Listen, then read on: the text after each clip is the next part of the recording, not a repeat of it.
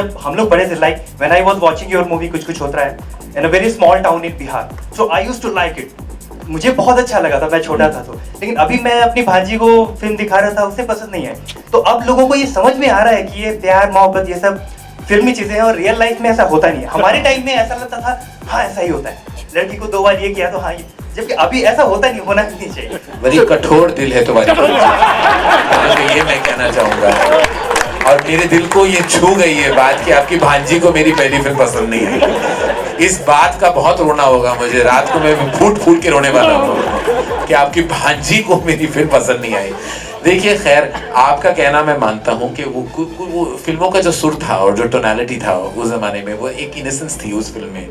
जब हम कहते थे उस फिल्म में कि प्यार दोस्ती है, लव इज फ्रेंडशिप, वो थीम को मैंने आज भी मैंने फिल्म बनाई है, लेकिन अपडेट किया उसकी टोनैलिटी को, सिंटैक्स को, ताकि आपकी भांजी को पसंद आ जाए।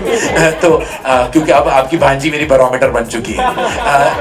लेकिन वो एक ऑर्गेनिक इनोसेंस था उस फिल्म में, जो जब मैं भी 24 साल का था जब मैं वो फिल्म मैंने लिखी है, और मैं इंस्पायर था राज कपूर से, यश चोपड़ा से, और वो फिल्में, वो खैर दैट इज वन टॉपिक।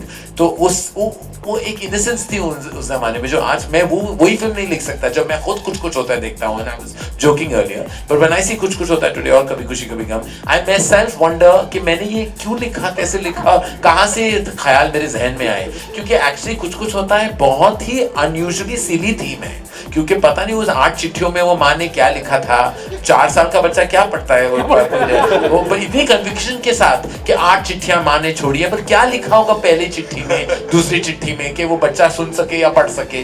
वो लॉजिक, अब वो कहता है मैं जिंदगी में प्यार एक ही बार होता है, शादी एक ही बार होती है, खुद उसने 2 बार प्यार किया है, शादी 2 बार की है, सारा गलत था।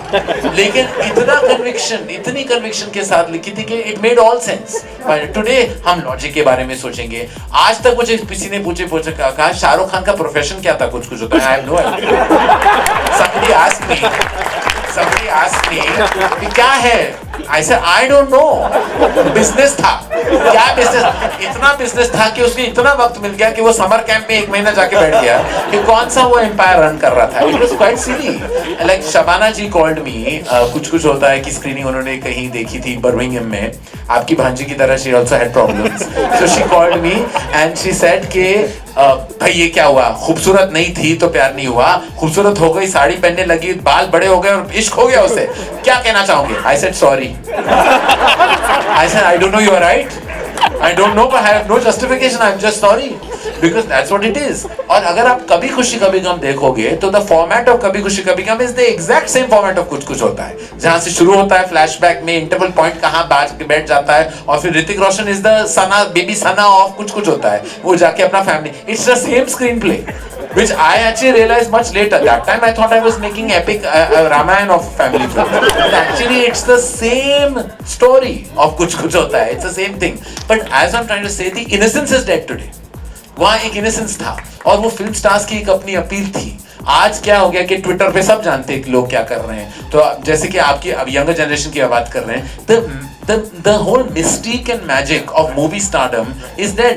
पिंक विला पे आ चुके हैं, एयरपोर्ट के बाहर निकल रहे हैं, ये और ने आप देख रहे हो, कपड़े क्या पहन रहे हैं, कहाँ जा रहे हैं, किससे बातें कर रहे हैं, the paparazzi is all over the place. Where is the mystery?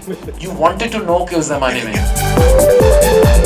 For more Bollywood updates, subscribe now to youtube.com/biscuittv.